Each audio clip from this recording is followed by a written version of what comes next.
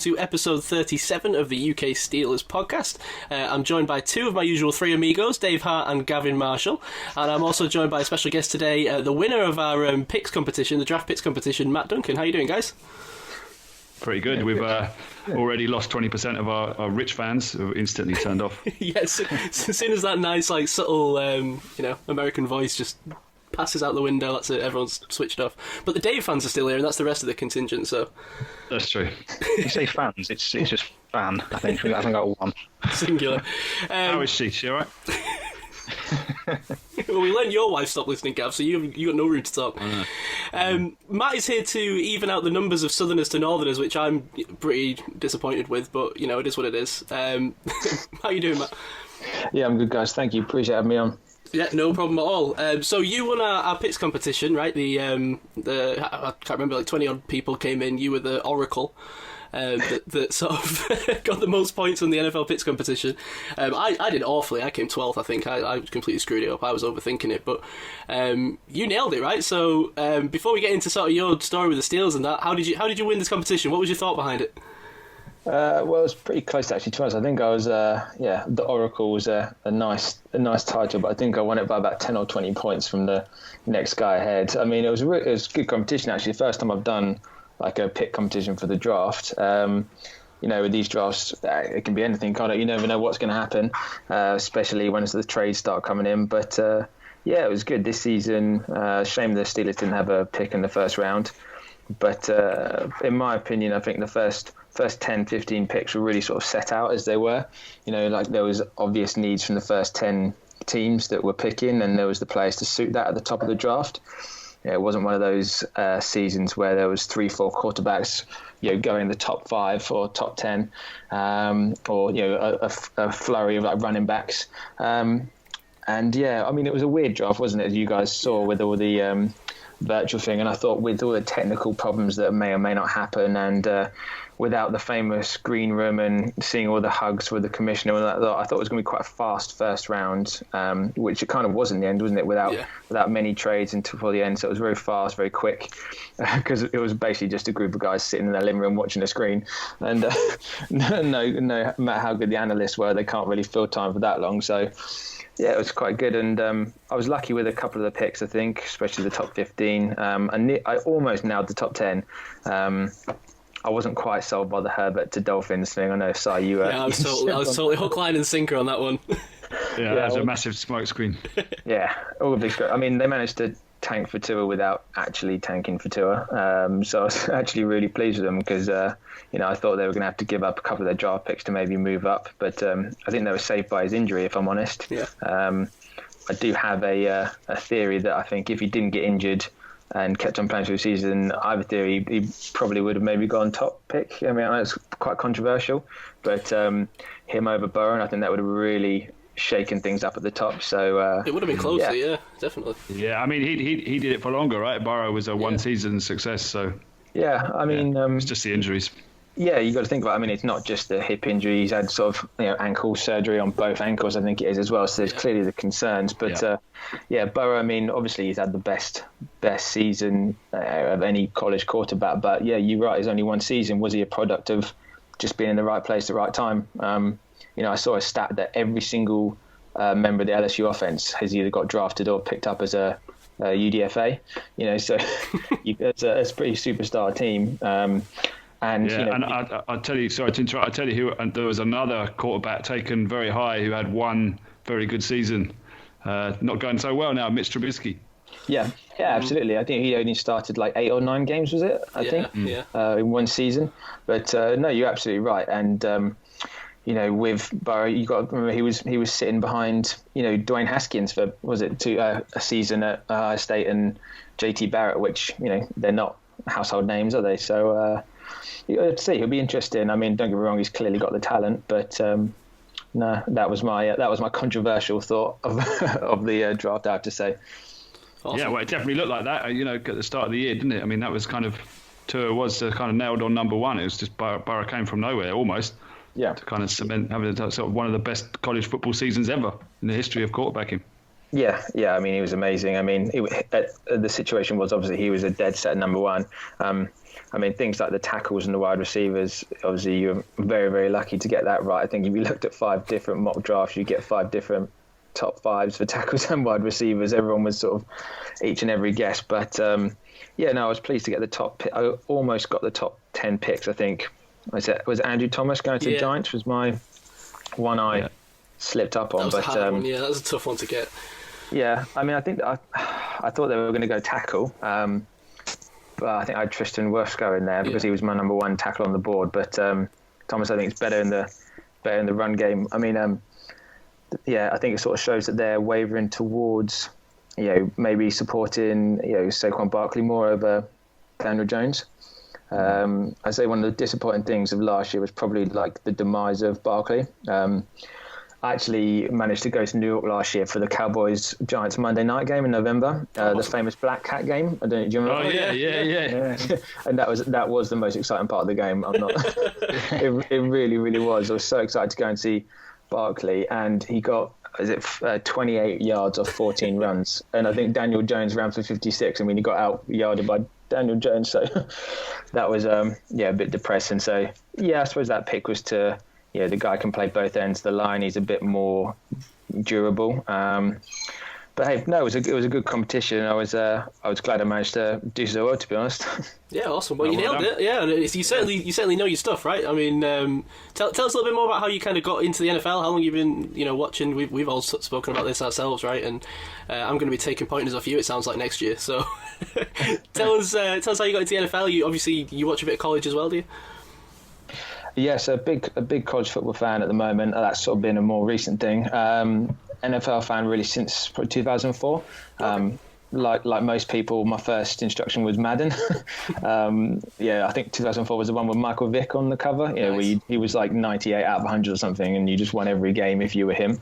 But I fell in love with the Steelers uniform, and actually in 2005, I just came across a game on TV, and it happened to be a Steelers game, and just watched it ever since.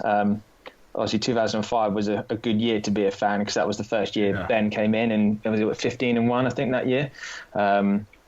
It was a good year, and then obviously 2006 was the Super Bowl year. I just love the Steelers. The more I looked into it, I like sort of the history of sports and the background of teams and that sort of thing. And obviously, they're one of the more storied franchises in the league. And then, when you looked up the players in the 70s and all the franchises then. And then, I just love watching them, especially the defensive side of things. I think seeing them make such a big impact the whole time. With players like Polamalu, who is my all-time favourite player, bar none NFL. I think that makes sense. If you were getting in at that time, that was when it was. I mean, the whole league was about him, wasn't it? Everything was about him. He was like a sensation in that season. 2006. It's amazing. Yeah, it was amazing. Seeing him, guess the snap count and jump the offensive line and things like that. And with that whole defense with Farrier, Foote, and Harrison, the linebackers, it was ridiculous. It was amazing watching those games and seeing them dominate, basically. Pretty much been a fan since then, trying to watch it, to the demise of all my mates. And well, I was going to say, with you being a college fan, how does that affect your relationship the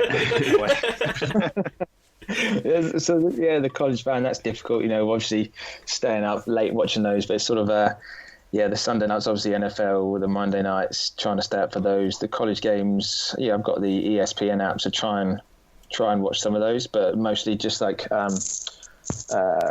Miss games or Clemson games, the two teams I really sort of follow.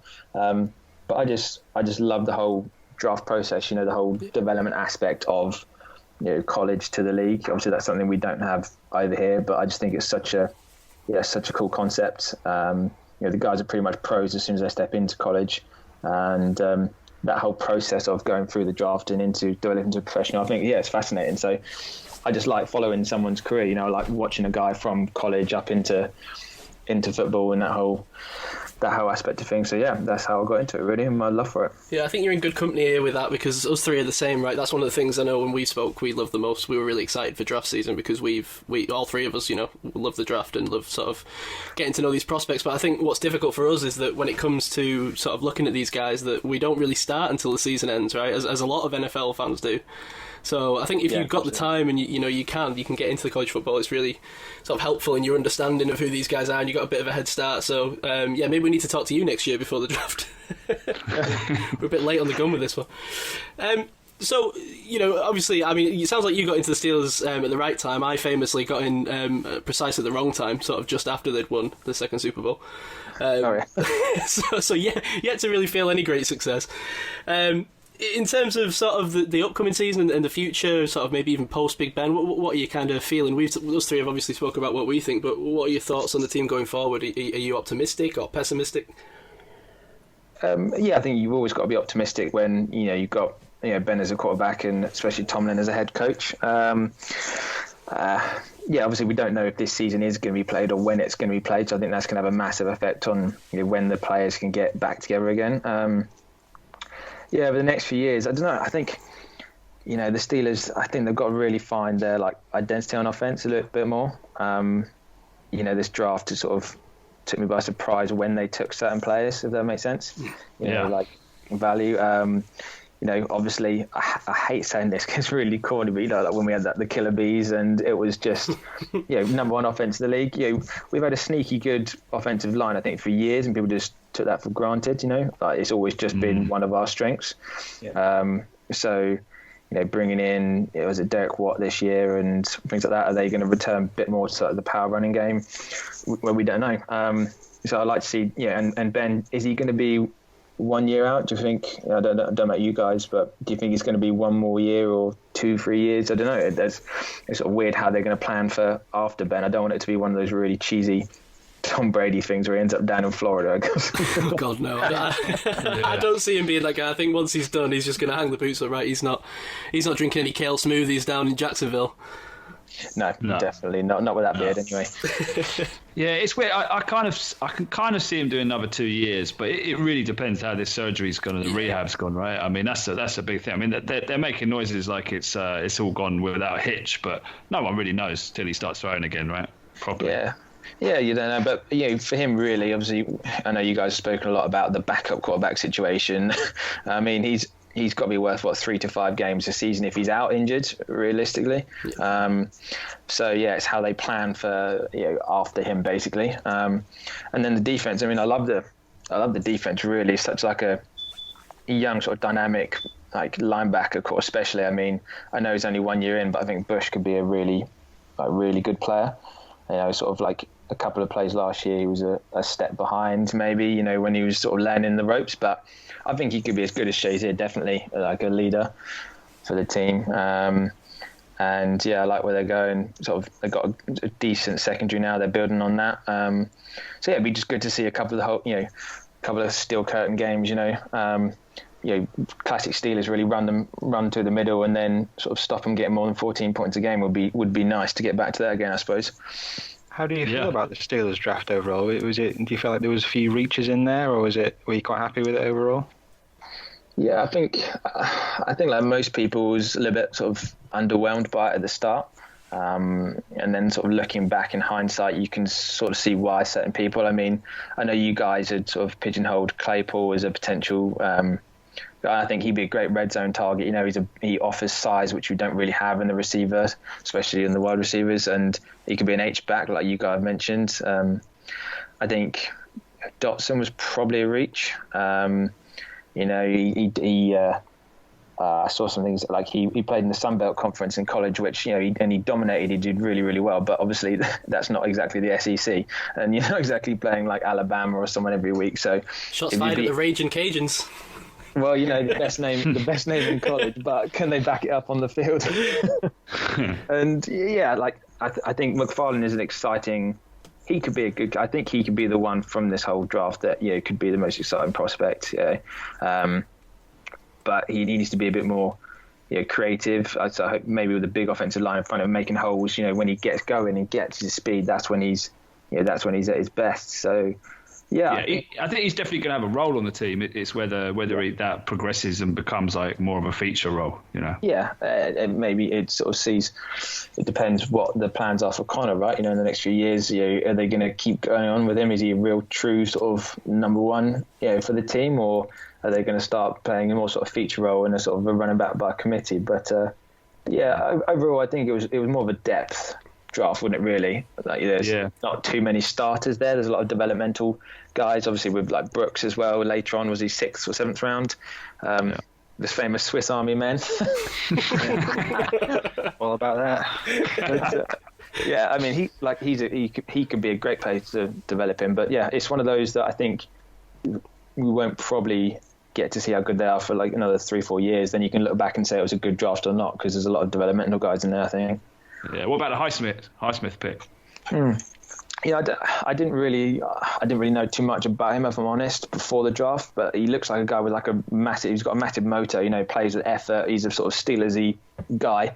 You know, he's got that motor with him. But realistically, he's going to be a backup to a sort of Watt and Dupree, isn't he? So maybe playing certain packages. But yeah, I feel that was like a depth chart, because we love taking young outside linebackers. Yeah.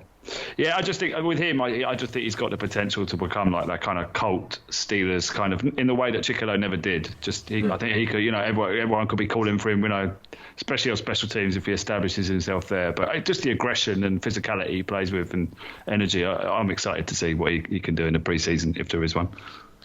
Yeah, very true. Yeah, you can see that on some of the short clips that I've seen. He's clearly got that, like I said, the motor, and he stands out for just how he tries to break through blocks. You know, double teams. He's constantly working, constantly fighting. So yeah, he sounds like he'll fit well in with the team. Mm-hmm. Awesome. Well, we're going to talk a little bit about the schedule in a minute. You mentioned though, before we do, you went to the Giants Cowboys game. Have you been to Heinz? Have you been to any Steelers games?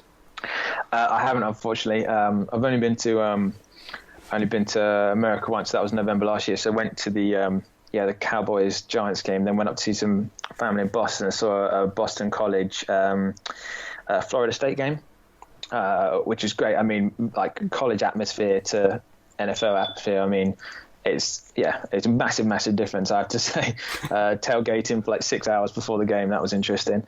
But it was fun. I got to see AJ Dillon like play, because obviously Boston College used to be a bit of a powerhouse. You know, I think Matt Ryan came from there, you know, all those years ago. But yeah, it was a good game. Florida State, was at Boston College, but no, haven't quite made it to Heinz Field yet. The famous Heinz Field, a little bit too far away, and I couldn't quite drag the girlfriend out there for a cold November game. Yeah, that might be a tough sell. What was the Giants? Because obviously there's a bit of a rivalry there, Giants Cowboys. Was there any tension in the stands, or was it a fairly quiet affair? You know what the funniest thing was? They were all just rallying and just heckling the Giants head coach. His name is eluding me right now. What's his name? Jason Garrett.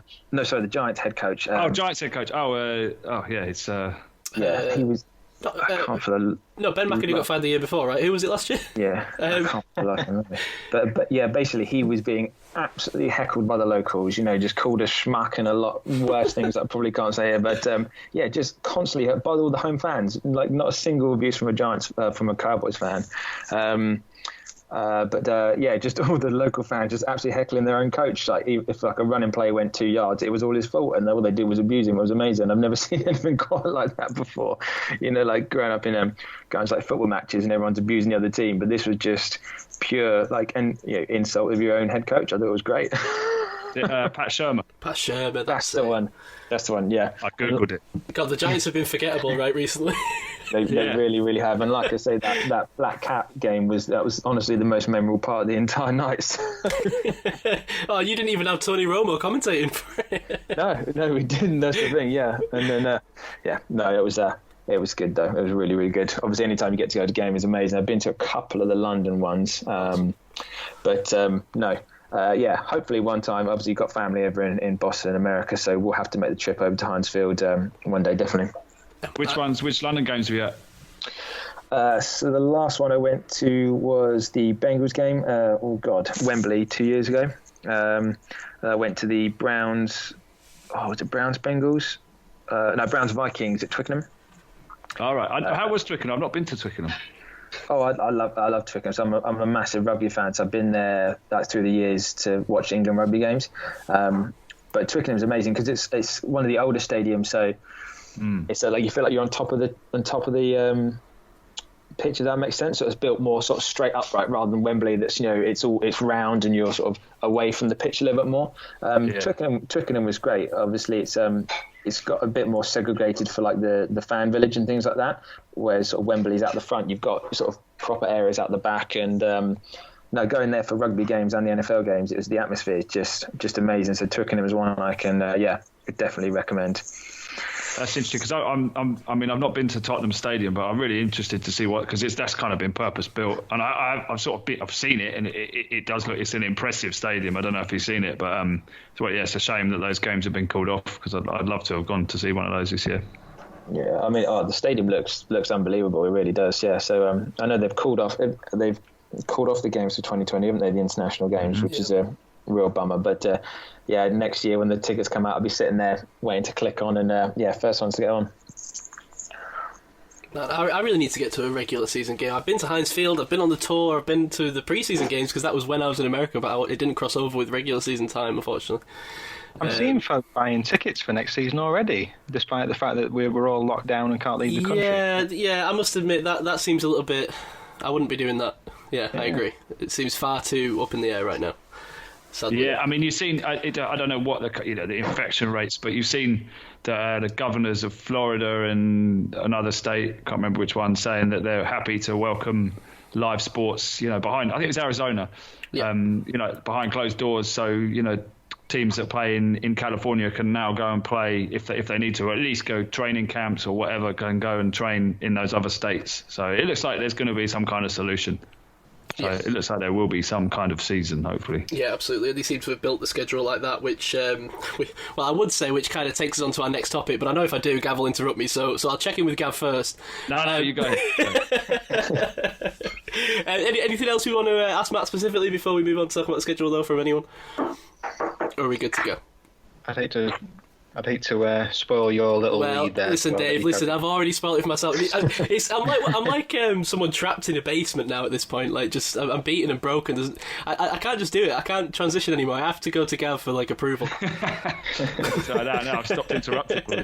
Okay, so the 2020 season, right? So this gets dropped. What was it? Was it the day that we recorded last week? So it was like that night.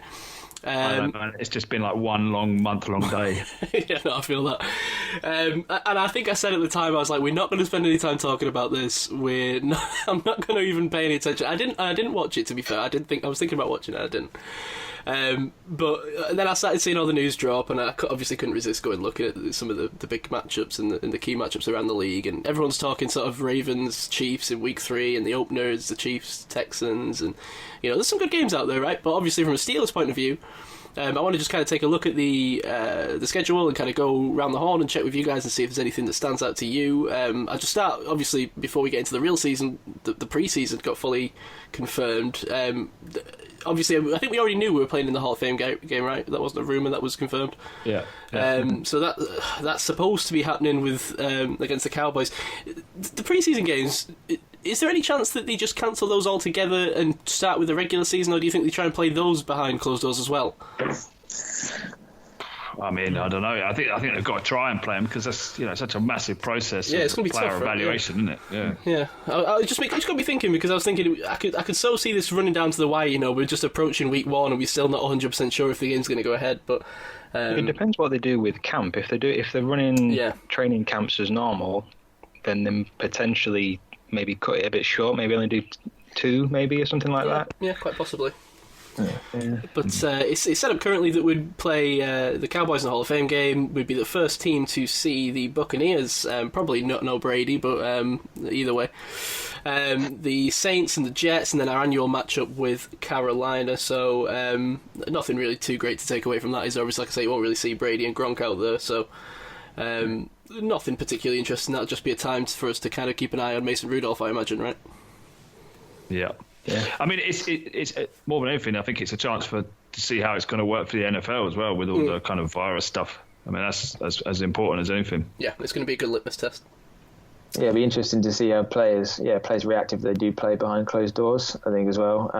God, that's just what we need in a pre-season game, isn't it? Just to take the atmosphere away even more. Literally, yeah. You imagine the celebrations they're all done, when they go run into the press and do the team photos. You imagine that without any press or fans. That'd be quite interesting to watch.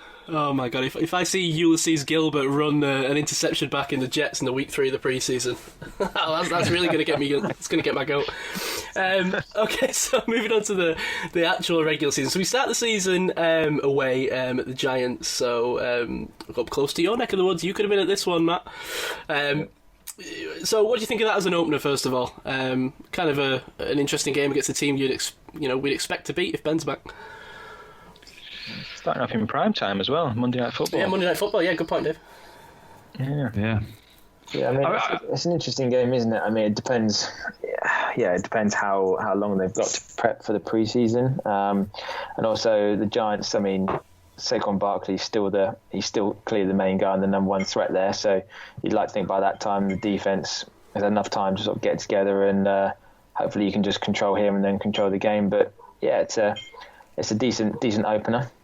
I'm not really sure what I think of Daniel Jones yet. You guys got a strong opinion? I was after 2 weeks. I thought, wow, this guy looks legit, and then it all just kind of came a little bit like undone, And I don't know how much of that was the coaching and whether or not Judge can, get him in a room and sort it out. But I feel more confident than I do about Dwayne Haskins. But yeah.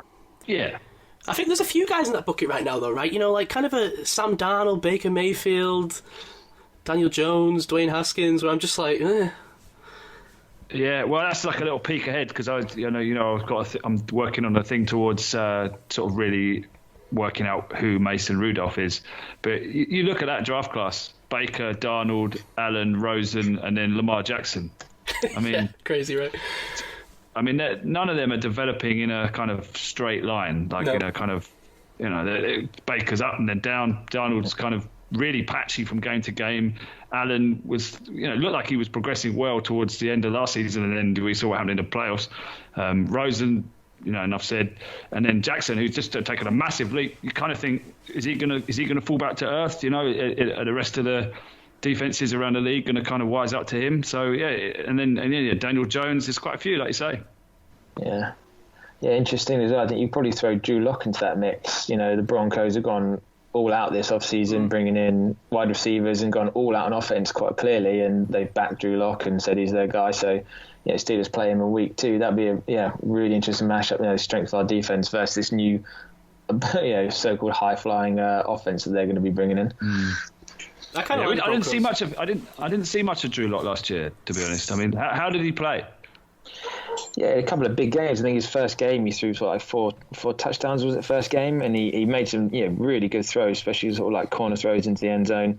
He's got a big arm on him as well, and obviously helps playing up in Denver. But he's one of those players a bit like Gardner Minshew. He gets a lot of hype, and then he only played towards the end of last season, so we've not really seen sort of the decline yet. Whereas like Minshew started at the beginning of the season, had the hype, and then sort of tailored off. So.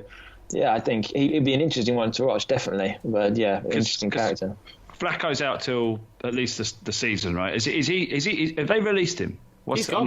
He's long gone. Yeah, he's gone. So he's like a complete free agent. So he's literally Drew Lock is their only quarterback, pretty much, for the Broncos. They haven't got anyone of note. Yeah, viable. Who's behind him? Then they got one guy like Brett Rippin. I just Googled Brett Rippin. His name doesn't ring a bell. So okay, so they're all in on Drew Lock. Yeah, right. Yeah, I mean he's got no excuses. They've gone all in for him, right? I mean Jerry Jeudy and Cam Sutton, and he's got an exciting offense there. So I kind of like what they've done. They made this mistake before with Osweiler, right? John Elway. Yeah, but at least they haven't paid Drew Lock $40 million. True. And then literally given picks away to just get him off the books. But what I would say is, in fact, we'll jump into sort of specific games in a minute, but just a couple of high-level things. We've got the bye week in week 8, which I always like, kind of central, and then we've got a very interesting Ravens game, right? On Thanksgiving. The primetime game of Thanksgiving. So after you get past your usual dross of having to watch Detroit and the Redskins and what other nonsense teams that are probably out of the playoff race already by Thanksgiving, you finally get a good game in the Ravens Steelers. So that's going to be really fun. Does this? I mean, I've kind of viewed this whole schedule as almost like a work of fiction. Though I don't want to get too excited into it because you know what I mean. I don't want to get too worked up. But don't you think it feels? I remember this time last year thinking the schedule looked quite easy. Does this schedule look quite easy to you? It does, right? And I was going to ask you this at the end, but you know, we can say it now. I mean, we talk about sort of strength of schedule, right? We have the second easiest strength of schedule according to last year's results, right? And there's kind of been a lot of hot takers lately now. They're really against this, you know, the strength of schedule. And it's true, you know, it doesn't really make a great deal of difference. I mean, last year we played the 49ers in week 3, and that would have been a massive mark on our strength of schedule because they were so bad the year before, and they were the Super Bowl, you know, runners-up. So, you know, it's difficult. Teams change every year. You know, I think the Broncos are going to be a lot better than they were last year. I think the Giants will be a little bit better. You know, there's going to be a lot of differences. But you look at the teams, there's a lot of winnable games. I mean, look at those first 7 games, right, before the bye week. Let me just run these off. So you got the Giants, the Broncos, the Texans, the Titans, the Eagles, the Browns, and the Ravens. There's some very winnable games there. I mean, you could talk yourself into the Steelers being a 6-1 team by the bye week, right? Yeah, definitely. It wouldn't be crazy. I mean, you could very easily be, 3-2, but or whatever. I can't add up. Worse than Dan Hansen's adding up. Yeah. But yeah, I mean, either way. But what I mean is that they're very winnable. Other than the Ravens, which is always a close matchup with the Steelers and Ravens anyway, so it's kind of hard to say that. There's no team there that scares me on paper. I think last year there was a few teams early in that slate. You had the 49ers, who ended up being obviously a great team. You had the Seahawks, that you were a little bit concerned about just off the bat. But we could be here to stick around, right? I hope so. I mean, the one that sticks out to me is coming off the bye against the Cowboys in Dallas. That could be a tricky game. Depends how CeeDee Lamb works out and everything. But I think they're looking like quite dangerous offense just on paper at the moment. But we're coming off the bye, so you never know. Even in that back half of the season, though, I mean, obviously you play the Bengals twice, you play the Browns again, you play the Skins, the Bills, the Jags. I mean, a lot of also-ran teams there, if we're going off what we kind of currently think of some of these teams on paper. I mean, I think the Colts will be well improved. I do think the Skins will be a little bit improved as well. I'm not sold on the Bills, as I've said before, because I'm not sold on Josh Allen. I think they had a pretty easy schedule last year, but... well, looking at that sort of second half of the season, you're looking at the majority, apart from those 2 games, the Browns and the Ravens, before the bye week. The rest of a lot of those games are divisional games, so it's going to be pretty nail-biting second half. If the first half of the season doesn't go to plan, it could be up for a nail-biter. I quite like this format. What format's that, Gav? I wonder if this will be something that we'll stick with. Like the kind of backloading the schedule with a lot of divisional games. You kind of you get the interconference games and kind of records are kind of set out, but not there's all to play for in the second half of the season when you're all playing against each other. I think that's quite a good format. I think it should lead to sort of less kind of dead games. Yeah, it definitely keeps them more competitive late in the season, doesn't it? Yeah. Maybe that's something they're going to have to move to, where they move to more games, extend out the season, because I think that will lead to less competitive games. Don't remind me. Yeah. So maybe this is something that will be considered. But overall, I mean, I don't want to play... I'm going to say this and then do it. I don't want to play the count in the wins game, right? But this, to me, looks like, a schedule that if Ben's healthy, if things... I know it's easy to say. 6? I might even say 11-5. No, I don't know, right? But what I'm saying is, other than the Ravens games and potentially the Cowboys game, there's no teams on this list where I'm like, and obviously, Tomlin has got a track record of maybe performing worse against teams like the Redskins than he has with the Ravens, so maybe that should be a bone of contention. But consistency-wise, I don't see a way that the Steelers end up being bottom feeders in the division with this kind of schedule. I mean, I know everyone plays kind of the same teams in the division, but you look at the Browns and the Bengals, I'm not sold on either of those teams next season. I think we've got to be a shoo-in for a wild card, especially with the expanded lineup in the playoffs, right? That's not this year, is it? Or is it? Yeah, it is this year.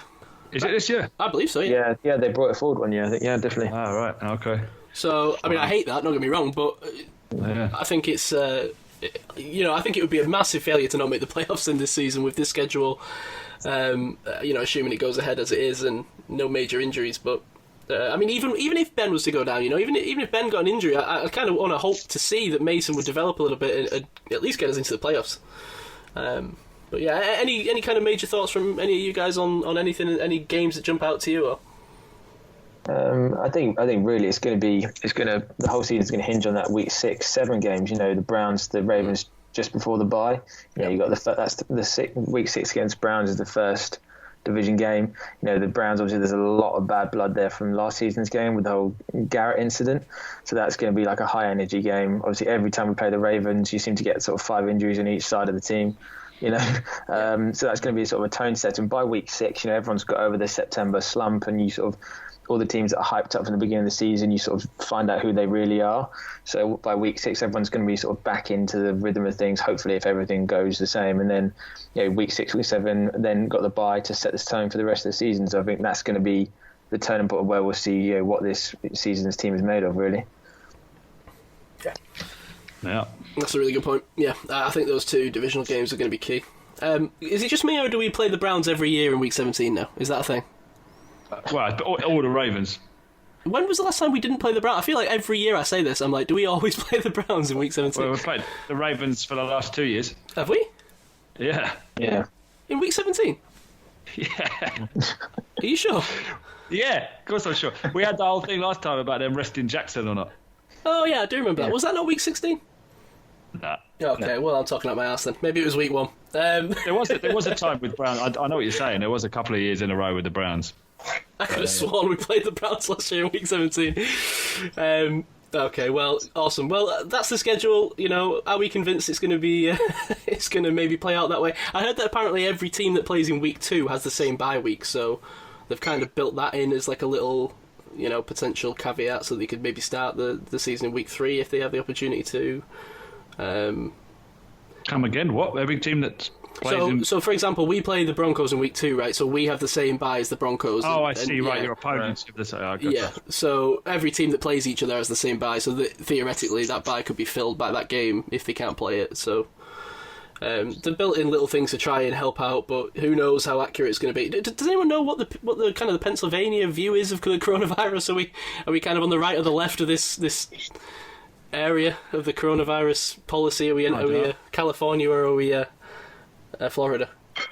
I don't know, I'm not quite sure. This would have been a question for Rich, I suppose, right? Yeah. Well, no, I guess he's got relatives, but we should get in touch with Dave Conrad, see what he's saying. Yeah. So we'll have to wait and see. I don't foresee Pennsylvania being like kind of the uber California liberal kind of side of things. So maybe I wouldn't suggest it'd be a massive issue, but time will tell. Awesome. Any other thoughts on the schedule then, or? No. Nah. No. Okay, well, we didn't spend too long on it, even though I promise I won't talk about it at all, but it's exciting, right? Even if it doesn't happen, just to see all these teams on paper and the games that we can look forward to and then never happen, and we just sit here for the rest of the time every day. Dave! I've got a couple of things, actually, because one's football-based and one's non, as usual. I've got a couple of tiny football things as well. So do your football thing. I'll come back to me, and then we'll come back to you for the non-football. Well, this is sort of aimed at you, Si. Oh dear. I can't take credit for this list. It's from behind the steel curtain.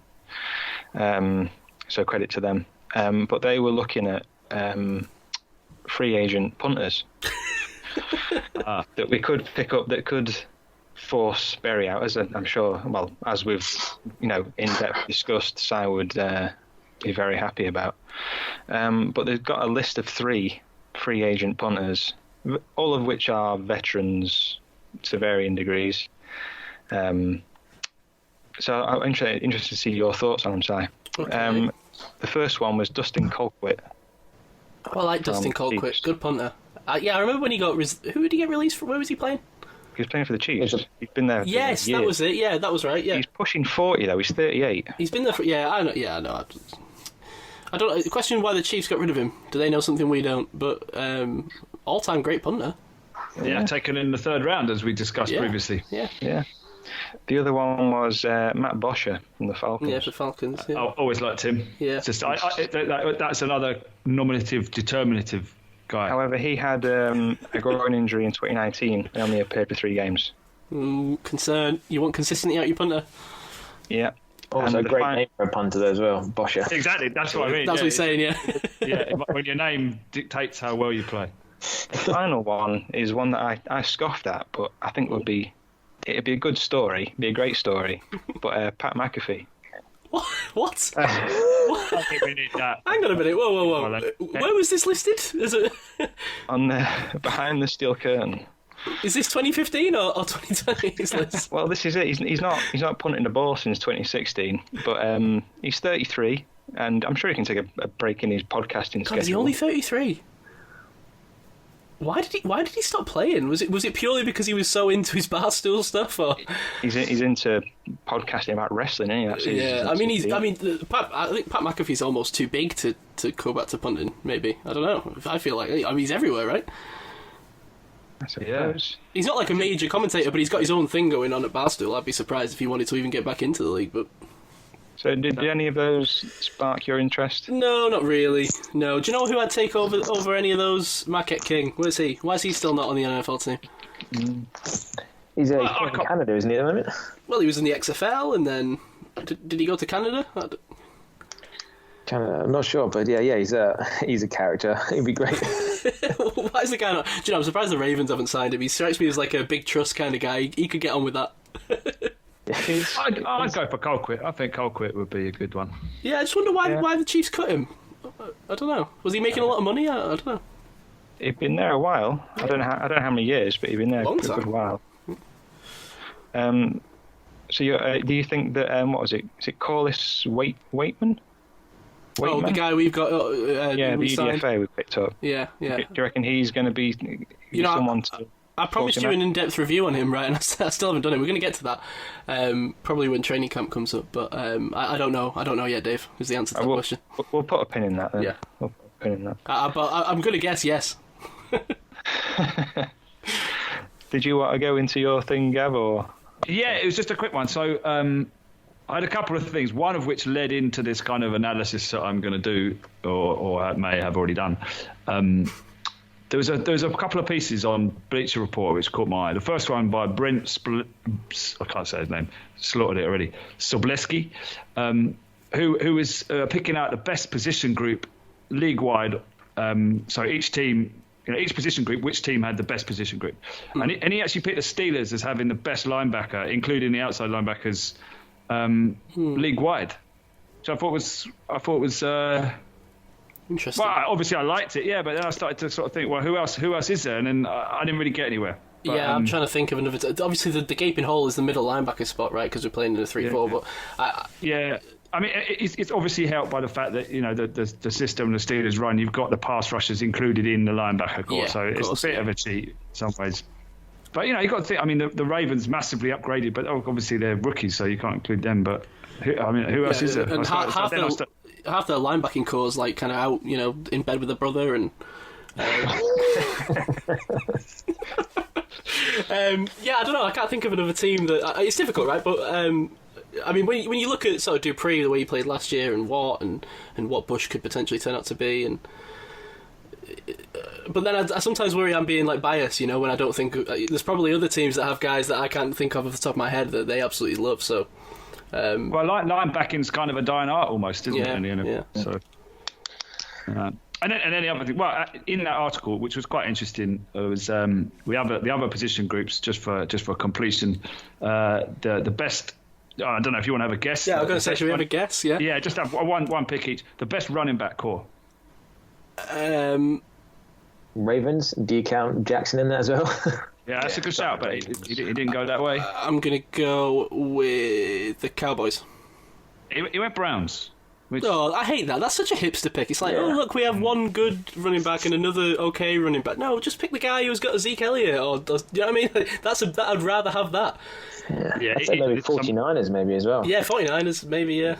I think running back scheme, you'd go 49ers. But, and wide receivers, I totally disagree with this one.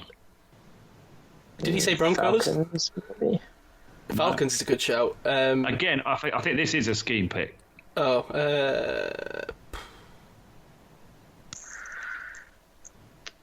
Seahawks. No, he's gone Chiefs. Oh, right. Yeah. Is it the same group without Mahomes, though, is the problem, right? Yeah, and Andy Reid. Yeah.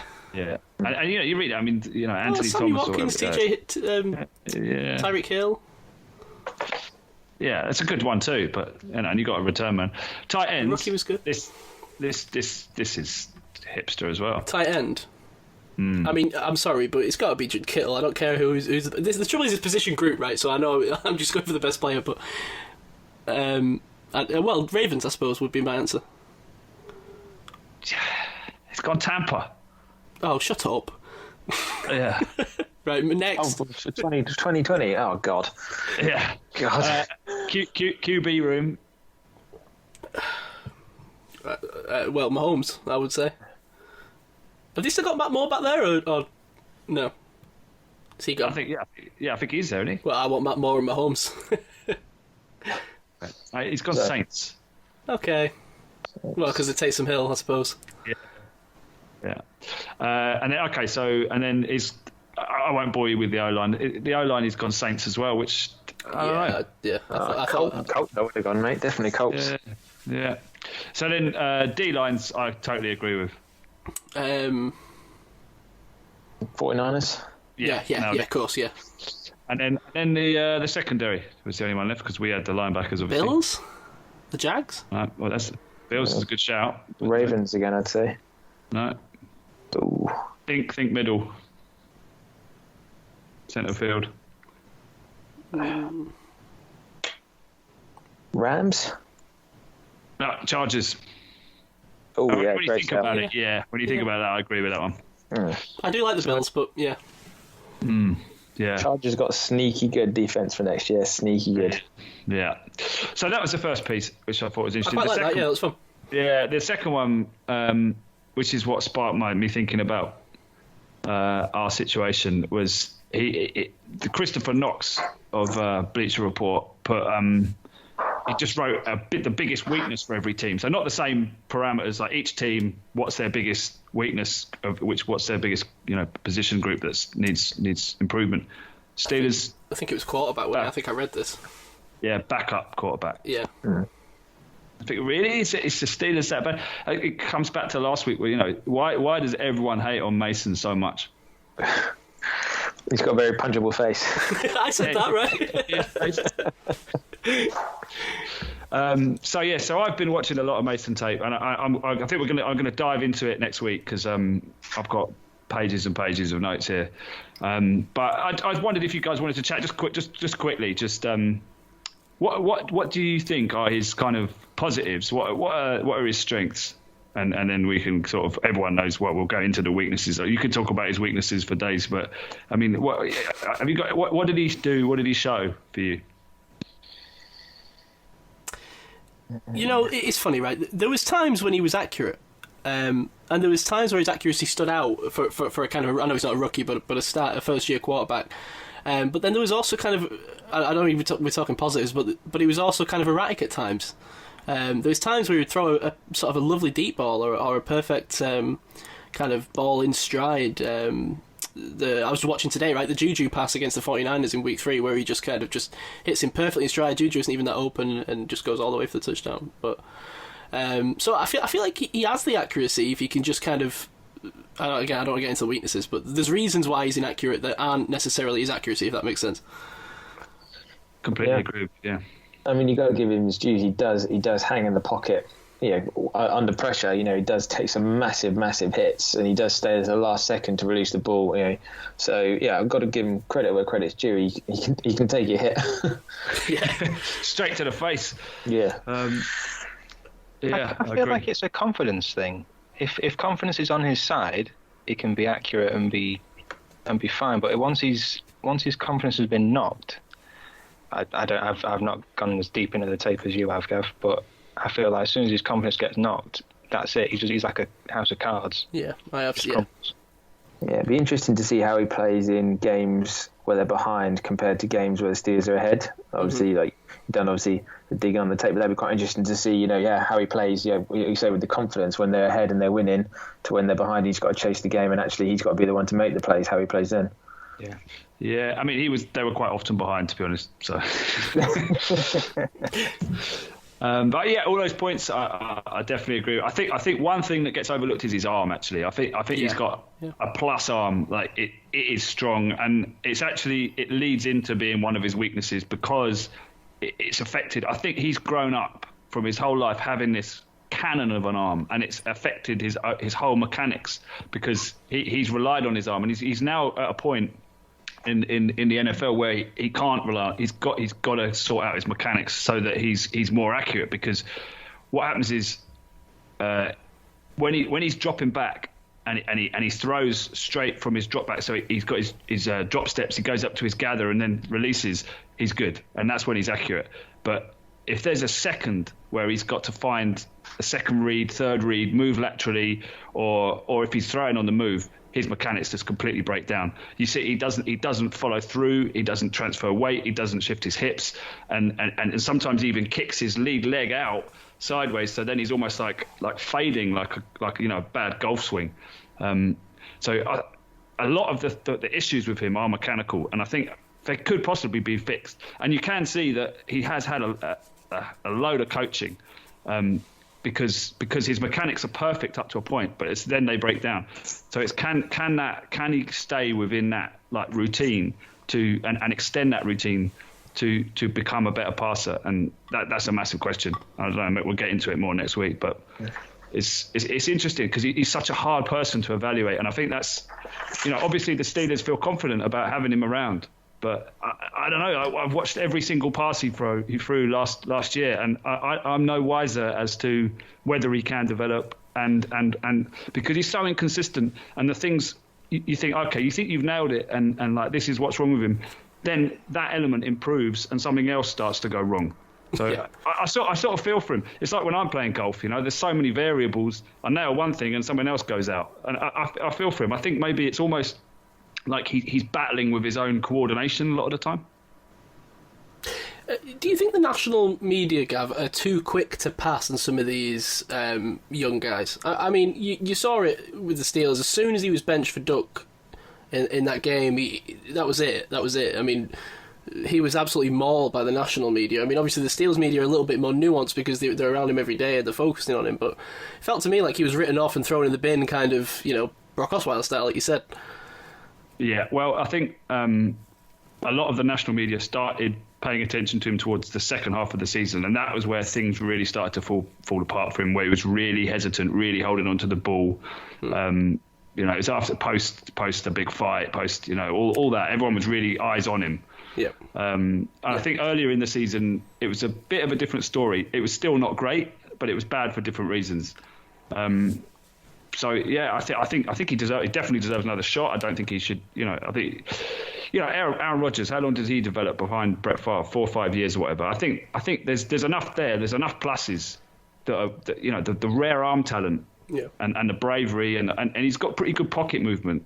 And I think he's quite a student of the game. He's got decent vision, but he's got a quick release when he sees it. That's the problem. But he started to hold the ball, and that's like murder for a quarterback if they start holding the ball or being hesitant. And he was just getting killed by the end of the season, as we all saw.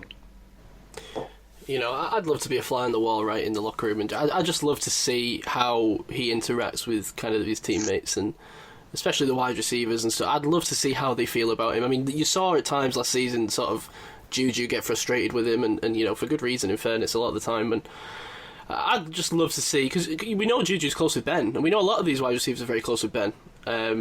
I'd just be so fascinated to see the inner workings of how popular he is in that team. I mean, when the Garrett thing went down, the offensive lineman jumped to defend him, which almost surprised me, given the kind of the things that were levied at him by Myles Garrett after that, right? But it was all too much for during the season, didn't we? That sort of Duck was seen to be a bit more liked by everyone. That you sort of I don't know how much you can read into social media, but you saw him actually getting involved with particularly the wide receivers. but you didn't see that from Mason. Yeah, you remember that when he kind of threw, I can't remember who it was to, but he kind of threw that touchdown, and he goes up and celebrates with him, and we commented, right, you just never saw that from Mason, and that's not, a knock on the guy's game, and I'm sure Gav's kind of gritting his teeth now as we're talking about things completely non-analytical, right, but I just mean in the sense that I just wonder how, because a lot of it is that, right, I mean, a lot of it is the mental side of the game, and I think that plays into the way he's played, and I think you saw that as he kind of struggled with his confidence later on, and I think some of that is maybe his teammates aren't as keen on him. Yeah, well, I think the difference between the two of them is Mason's more of a cerebral player. He's a real analytics kind of thinking guy, whereas Duck kind of was riding a kind of wave. He's riding his instincts. He kind of falls back on his instincts. I don't think Mason's got the same instincts as Duck. Unfortunately, his worst thing he does is his anticipation. He cannot anticipate anything at all. And I don't think that'll ever get better. So he's got to be schemed, to have players be open for him, because he just cannot see windows before they open. It's shocking. Yeah, that was a major concern for me. But anyway, we'll get more onto this next week, right, because I don't want to. We'll probably spend a large. Don't set me off. Yeah, well, I know, because I don't want to set you off. Yeah, we'll probably spend a large chunk of next episode talking about Mason Rudolph. Anyway, so. We'll save that. We'll save the lowest listening figures yet. Okay, cool. So anything else football related? Oh, I tell you what. One more thing football related. It's not really football related, but you see Juju hanging out at Ben's house this week. No. You know, see it on his TikTok account, Gav. Is that allowed? Well, that's what you know me in social media. That's what I wanted to ask. Right, he's there. First of all, Ben's house, very nice. You should see the lovely pool, natural rock formation, tasty. But who is it on Hard Knocks had like a tree inside his house? Was it Deshaun Jackson? So he had like a swimming pool with a palm tree inside his house. Anyway, sorry. That's what I wanted to ask you though, Dave. Is Juju allowed to be around Big Ben's pool at this point? Is that not a concern? I don't know what the local laws are, but I'm pretty sure that's a big no. Yeah. He's not supposed to be there. In fairness, I didn't see Ben in the video, so I wonder whether Juju's just been allowed to come round and make use of his facilities. But anyway, I just thought I'd check and see if you'd seen that. Anything else football related? Nah. Okay, Dave. Oh, yes, there is. There is. Oh, what a surprise. Gav had to interrupt me once, didn't he? Come on. We've forgotten. We've sort of buried part of the lead because it's been so long that you won the all-decade team draft. Yeah, I didn't want to brag. You know me. Yeah. But, you beat me in the final, so that was fair enough. And I forgot to vote for my own team, which I actually worked out the stats. And if I'd have, I could have done it. I could have, phoned up a few mates and said, look, vote on this thing. So I didn't. It was honest. It was the public. Did you vote on your own team? I did vote for my own team. Yeah, there you go. See? Did you recruit any outside help? No.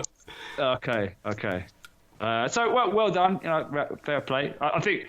They were the strongest teams. I think I'm proud. Our teams, yeah. I'm proud that the final consisted of two teams selected by Steelers. The Steelers podcast. We represented ourselves again after winning the 1st and 10 quiz. So I think they need to start fearing us as opposition in any of these things. Yeah, no, and all I've got from Dave on Twitter is sass lately. I mean, yesterday I was talking about the Rams uniforms with the Skins podcast and the Giants podcast, and how horrifically bad they are. By the way. Genuinely, the white uniform is the worst uniform I've ever seen.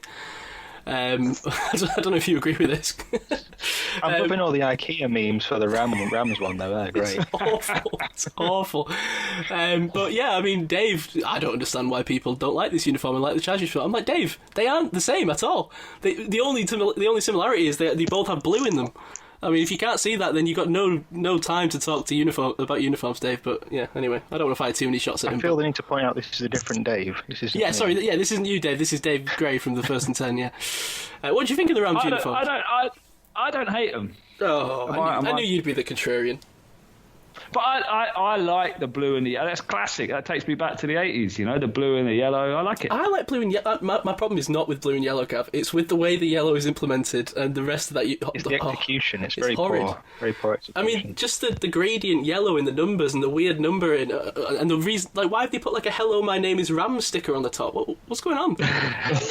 The gradient thing that's a trend. I thought that we'd seen the end of that with the Jaguars head thing. the helmet, the melted Malteser thing they had going on. To be honest, I didn't hate that.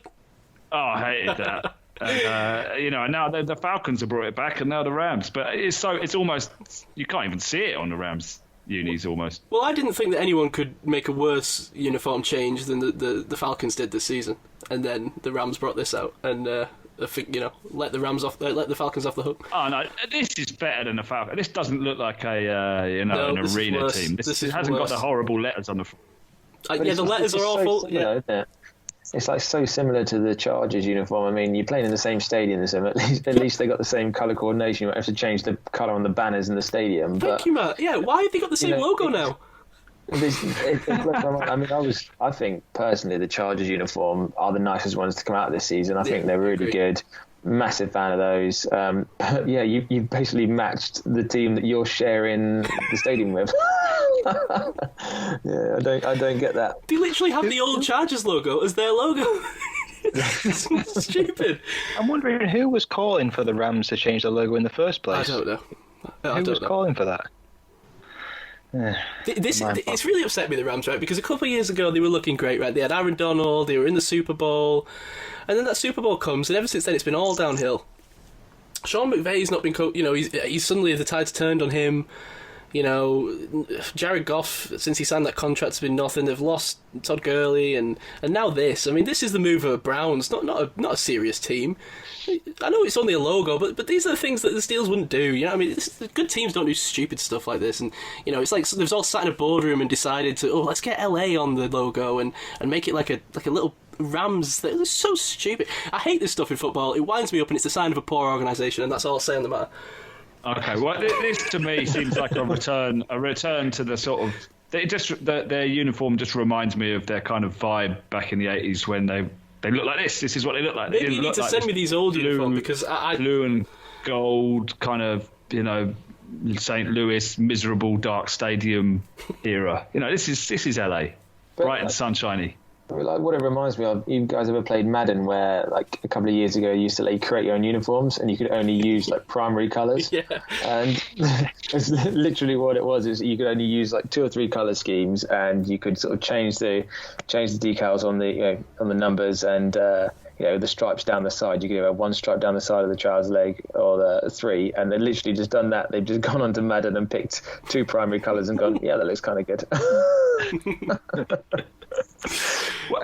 What's happened to McVay? I mean, a couple of years ago he was like, the new wonder kid. Walk, yeah. So are they due a bit of a comeback? I mean, Goff's regressed. Is he ready to take another step? I mean, Gurley's gone. It's interesting though, isn't it? Because he's a young, really exciting coach, and all they do is pick veteran players. That's all they do. You'd think they'd build from the draft, and they'd be a guy to get sort of these explosive guys out of college at a young age, but all they've done, I mean, they haven't had a first round pick for sort of 4 or 5 years or something stupid I saw the other day. I couldn't believe it when I heard that. I heard that. That's ridiculous. And like you said, they've got real household names, or had household names in their team, but you got to start from the top really. Goff he's just really regressed, and he hasn't become the player that they thought he would be. I just think I was just going to say, it seems like that kind of free agency way of building it. I know it's a trade, but get Jalen Ramsey and shove him in there, and obviously they've got Aaron Donald. It's all star names, but where's for a guy who's supposed to be like the scheme genius? I'm very much like, they lost Wade Phillips, I suppose doesn't help, but they fired him. I mean, I don't think he wanted to leave. There's no team, is there? There's sort of superstars across the roster. Yeah, and they lost Bones. I mean, Bones Fossil was a great special teams guy. I didn't understand that move. I can't believe when he popped up on the Cowboys. So where's he come from? Yeah.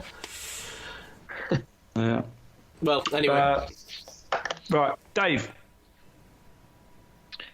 I'm back. Where did you go? No, you're gone. I was mid sip. I'm sorry. Oh. I've been very conscious of everyone who's got children. Obviously, getting very thin on the ground on things to keep kids entertained. Now these are things I used to do in school. I don't know. I was hoping that Rich would be on, because I'd be interested to see an American take on it.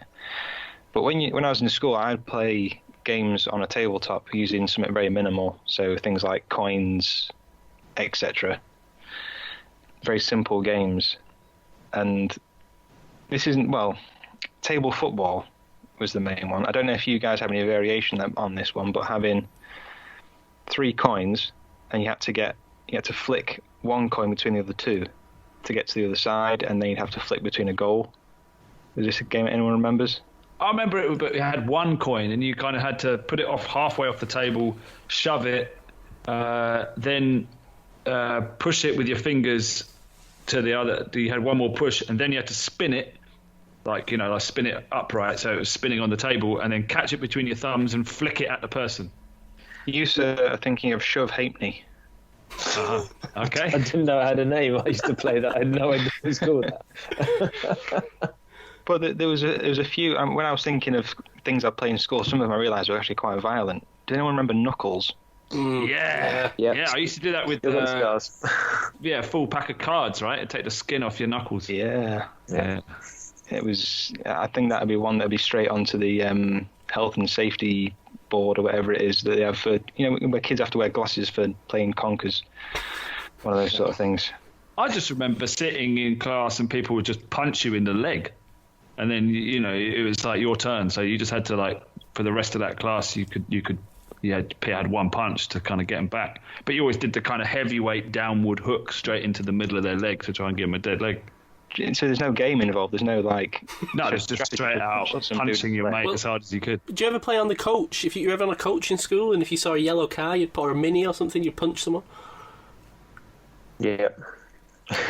Didn't do that, but you're getting into coaches. Some of my pals, oh man, we actually got pulled over by the police. Our coach.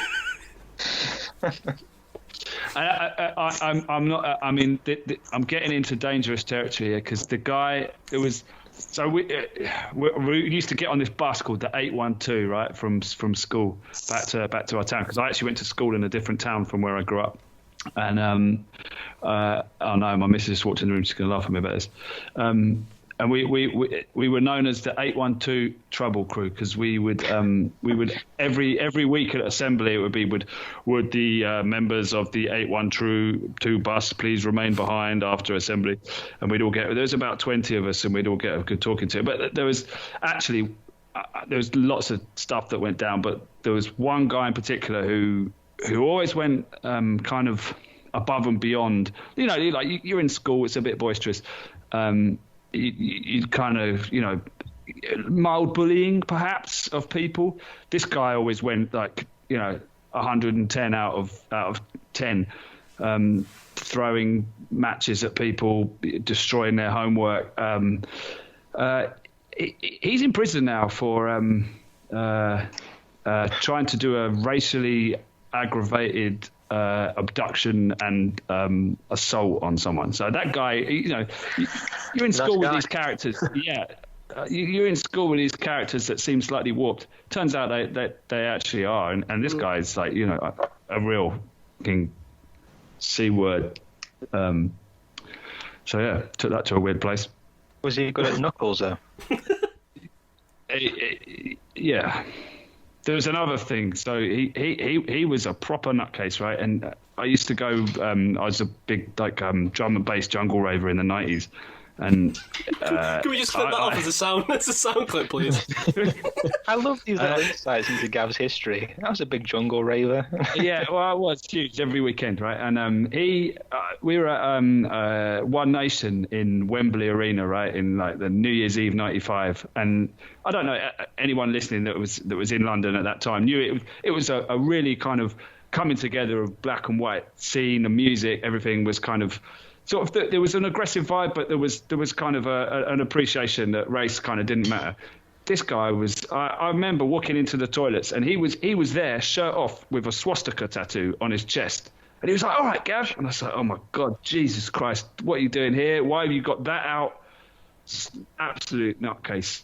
It turns out, yeah, he was complete racist asshole, but. So I don't know why I got into this, but it's something that's stuck with me that just nutter. Hate the guy. Well, was that the answer to your question, Dave?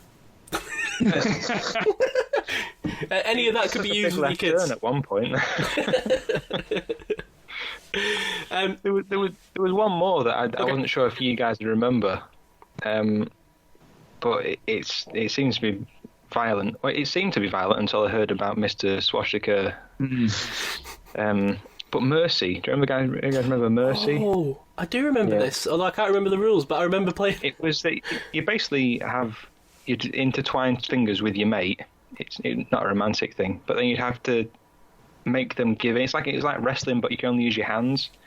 So you have to contort their arms until. Oh yeah, I remember that. Yeah, you just got to end up doing crab moves. Well, I'm not encouraging people to make their kids fight each other in lockdown to bet on, but Well, that'd be good, wouldn't it? If you got two. You could have some sort of lockdown cockfight with your kids if you want. Get them in a ring in the basement, invite your mates around and put bets on. You turned to the UK version of Michael Vick. Yeah, I was going to say, we started this show talking about Michael Vick. We're going to end it on it. The UK Steelers podcast, alleviating boredom in lockdown. Officially approved. Right, well, I have a bit of a story for you, if you don't mind. I'm going to sort of crash Dave's Kebab Corner with my own story this week. Because my week was kind of derailed a little bit on the weekend, right, last weekend. So basically, any of you watch Taskmaster, that show? With John Richardson, right? Yeah, and there's a group of comedians, and basically they give them a task. So I don't know, whatever it could be. One of them's you've got to move this boulder as far from this spot as possible, or something, and what shows them doing it or whatever. Anyway, the point is, you give them a task, and the comedians go and do it, and whoever wins, right? So we were playing a version of this on Zoom with me and all my friends, and there must have been about 8, 9, 10 of us on this call. And the quizmaster, she was about to give us this task, right? So I'm stood up, I'm waiting. She said, "You're going to have to go get something." So she said to me, "Go and find a picture of a cow, okay?" So I stood up, and I'm thinking to myself, a picture of a cow? Where am I going to get a picture of a cow? That's stupid. And then it suddenly dawned on me, right? Milk, right? Milk has pictures of cows on. So what did I do? Right? I'm sat in my chair, I dived up, I sort of took one step, and moved my other foot to reach it as I started to sprint out the room to get this milk first, right? The first person back gets the point. And what did I do? I kind of decked my foot on my TV stand, right? So I go crumpled into the ground. You know when you stub your toe or something, you go crumpled to the ground and hold your foot and crap. And I'm lying there thinking I've just decked my foot and hit this TV stand. And then I kind of look down on it. And I look back up and I look down and there's blood everywhere. So, all of a sudden, there's blood all over the carpet. I've reached for the handle of my door and crawled out a little bit. And I literally could not look at my foot. I looked down and it was that thing where you're immediately going to go dizzy and faint. And I kind of shouted for my housemate. I was like, "Seriously, come here." So he came, and I basically had gouged the top of my foot open. Now, I've never really had a serious injury. I've never broken a bone or had to get stitches or anything. So I thought I was bleeding out. I was thinking this is the end. My life was flashing before my eyes. Were you reaching for your self-revive kit? You're spamming triangle. Yeah, exactly. I hadn't bought one, right? So I was literally on the verge of passing out because I'm terrible with blood and injuries and stuff. I was awful with it. And so my mate goes and rings 999.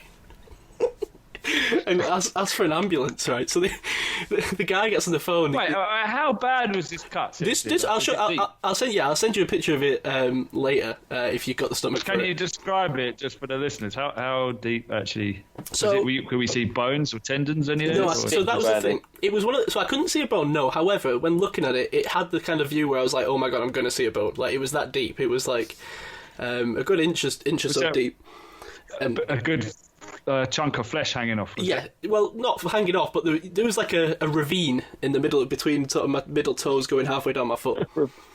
Oh wow, okay. Horrible one. You split your foot down down from the front. Yeah, I mean it wasn't so long. It was probably 2 or 3 inches, right? It wasn't massive, but it was the worst thing I'd ever done to myself. I knew immediately, and it was just a shock to the system.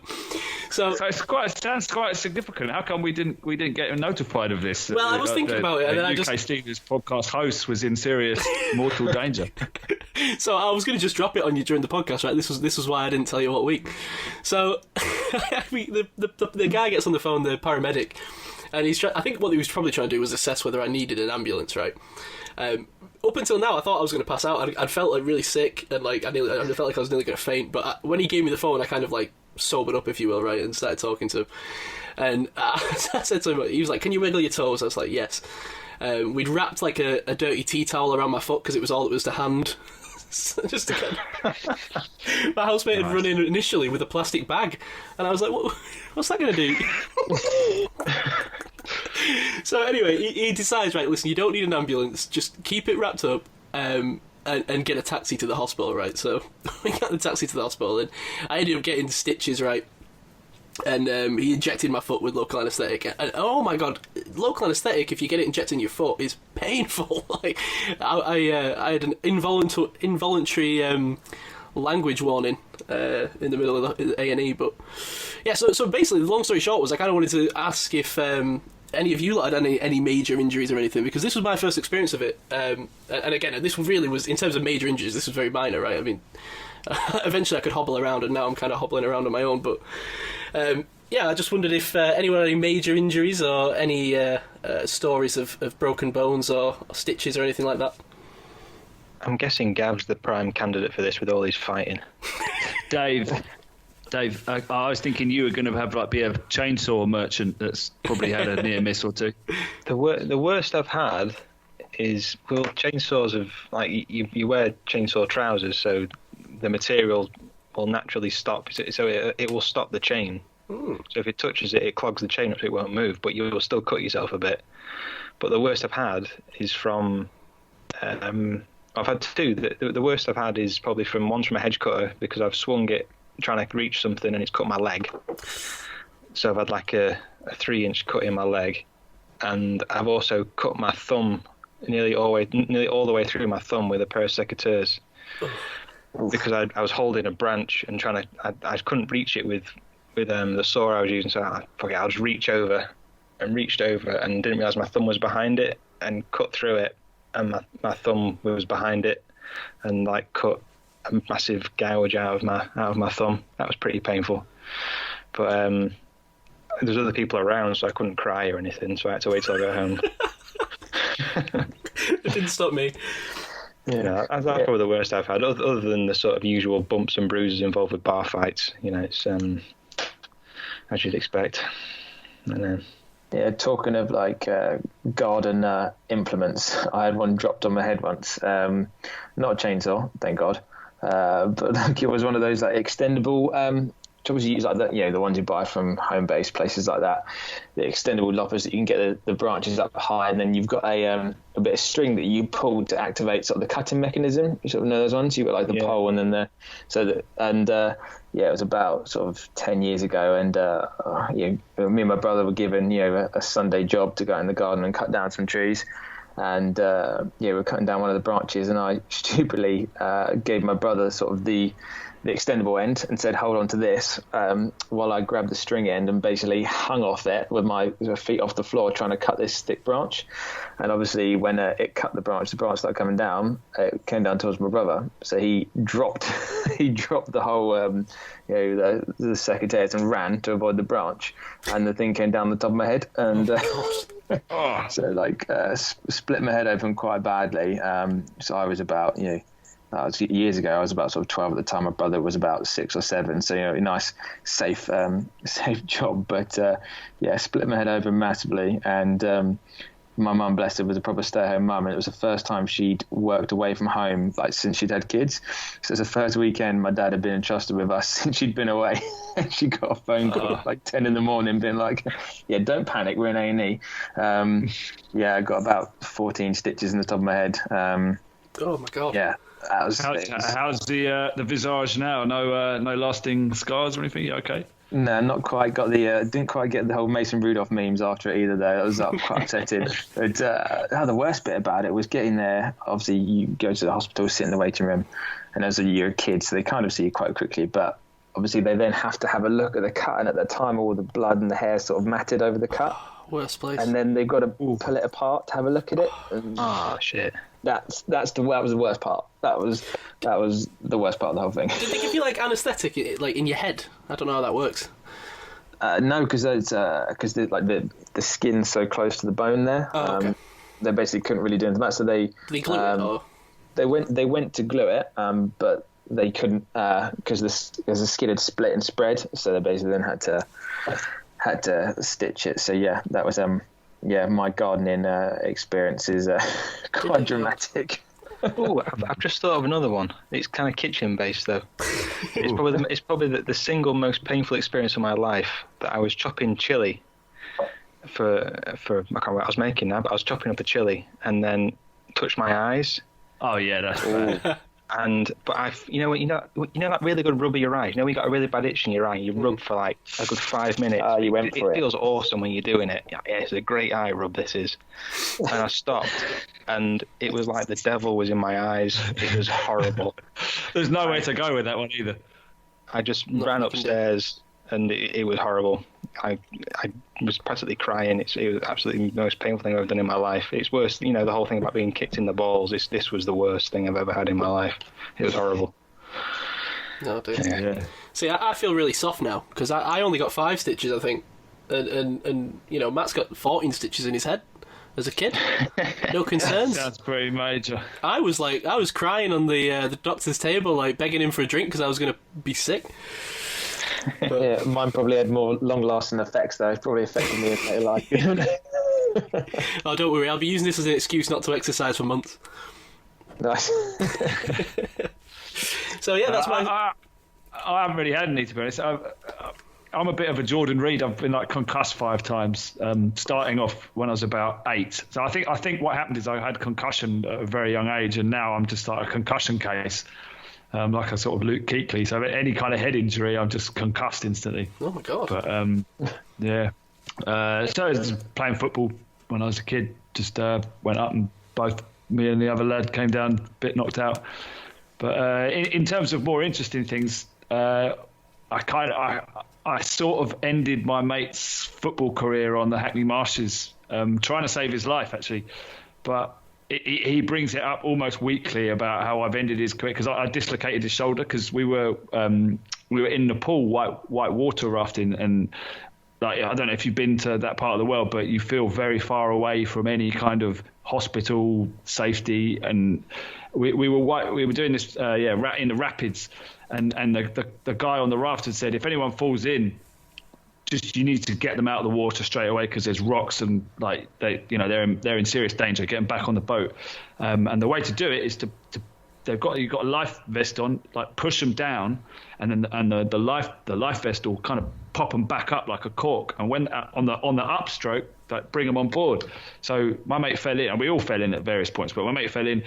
Down he went, so I thought, all right, this is my chance. And I went for it, so I properly dunked him. And as I dunked him, I dislocated his shoulder. So then I pulled him back on board, and he just was like white, and then it kind of popped back in. And I felt bad. It was bad, but it was the right intentions.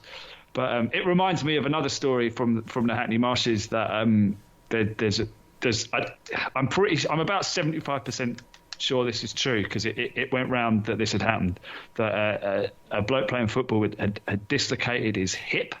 So he was lying he'd gone in for a tackle and his leg had gone the wrong way and his pelvis had dislocated.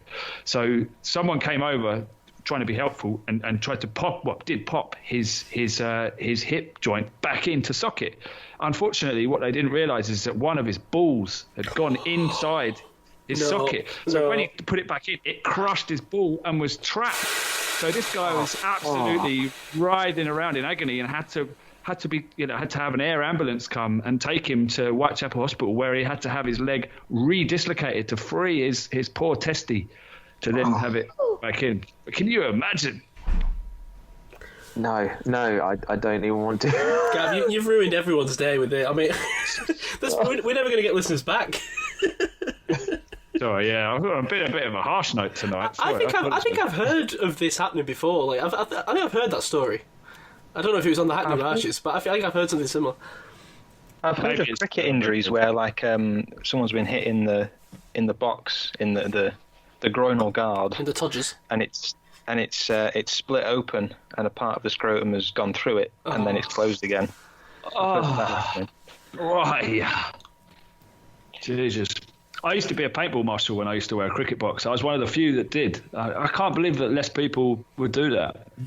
Because you get hit in the balls by a paintball gun, especially at point blank range, you're down, man. That is major. But actually, the worst paintball injury that I ever saw was I was adjudicating this game, and we used to do a system. Every paintball thing's different, but we had a thing where we had a main referee and then 2 sub referees. I was only ever a sub referee because I was doing it when I was like 16, 17.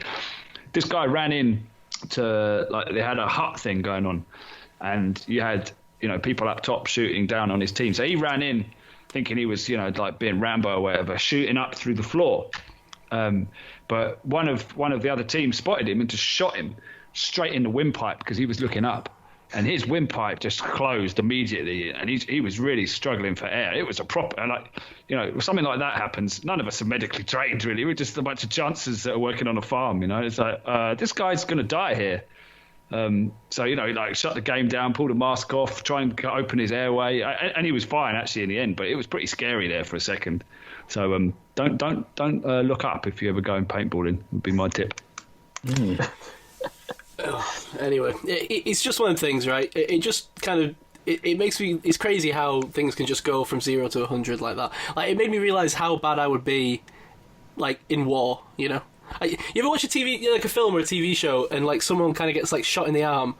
Like, we're watching that new Chris Hemsworth film on Netflix, Extraction, and you kind of see him, like, there's an action film, he's like getting shot and stuff, and you kind of see it. And if it's somewhere non-fatal, you just think, well, he's fine, he's just going to get up and carry on. And I get like a small cut on my foot, and that's it. That's me out for weeks. I don't understand how people do it. Like we talked about last week about that tight end, the Bears tight end, right, who nearly lost his leg on the field. If something like that happened to me, I just think I'd be like, that'd be it. I'd just keel over, and that'd be the end of me, because I just don't have the will to survive. I wasn't made for the tough stuff. I'd belong behind a desk, unfortunately. But I was joking with the doctor. I was saying, I played American football and never got any bloody injuries, and then, hurt myself in my own flat, kicking a TV stand. So. Me and my missus were talking tonight about being in a care home when we're older. I was saying, I think I'm ready for it. What now? No, not now, but I think, I can see it. I'm not like worried. That doesn't disturb me. She's like disturbed by the idea of being in a care home when she's like 80. And I was thinking I'll be all right with it. I don't know, man. I'd be pretty disturbed by that. I don't know. Yeah. You've been to them? You smelt them? Yeah, I have. Yeah. My grandparents. Obviously, you want to be in a nicer one, but I just think you'd be surrounded by people of similar age, and you got nothing to worry about. Maybe I'm being deluded. I don't know.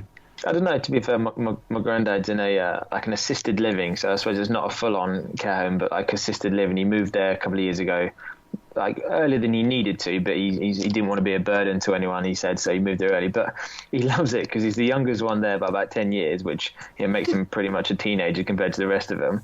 And he organises the weekly jigsaw club, and he's the bingo caller on Thursday nights. I mean, you've got all this exciting stuff to look forward to, mate. Yeah, that's what I mean. This is a taste of retirement, right? This not working for me, and being in the home and just doing jigsaws or whatever. I was thinking, I can see it. I can see it's on the horizon. I'm halfway to 80. I can see it. Maybe it won't be so bad. Here's a question: which one of us would be the sort of which one of us would be like the pervy old man in the retirement home who just like lusts after the nurses? Well, you've raised the question, Dave. Yeah, I must have thought about it to ask the question. I was thinking about jigsaws, Dave. You're thinking about grabbing nurses' asses. Oh, right, okay. On that note, on the grabbing nurses' asses note, I like to leave it on that kind of sort of position. Matt, you've said it all. You've been great. We'd love to have you on again. Thanks so much for joining us. Anything you want to plug? You want to plug your Twitter account, or you're not plugging it to many people, but. No, I appreciate it, guys. It's been awesome to come on and speak to some fellow fans. Absolutely loved it. I'm afraid I'm a bit behind on the old tech game, but so not really up on the old Twitter yet. But hey, it's been brilliant to talk to you guys, and great to do it again sometime. It's been amazing. Yeah, cool. Well, I reached out to Callum. Is it Callum Mattocks on the Facebook group who kindly offered to do some next year, because I think we realised we'd bitten off more than we could chew in the draft process in evaluating 250 prospects. We just couldn't do it. We couldn't get through, with lives and everything else. So I was saying, I think we need more people as being part of the team to kind of come, just have something to say about each of the prospects, because there were people drafted. McFarland, we didn't talk about McFarland in the draft process, which feels, it makes us feel stupid. We talked about a load of running backs. We didn't talk about McFarland. So Callum kind of offered his services. He wants to do some scouting. So if you're up for that as well, then that would be great. If you could, it sounds like you're into the college game and everything. So yeah, if you want to be part of this and part of the draft process, then yeah, we'd be grateful to have you. Yeah, well, I appreciate that, guys. Yeah, it'd be brilliant. Yeah, so yeah, it fits in well with what I love doing. So I'm all ears. It'd be really good to be a part of it. Thanks. Awesome. Cool. Yeah, that'll be good fun. Cool. Well, follow the podcast at UK Steelers Pod. Follow me at Cy Wrote This. Follow Dave at This Is Dave Hart, and Gav at GM Boom Op. Thank you all for joining us, and we'll see you next week. See you later. Bye bye. Cheers, guys.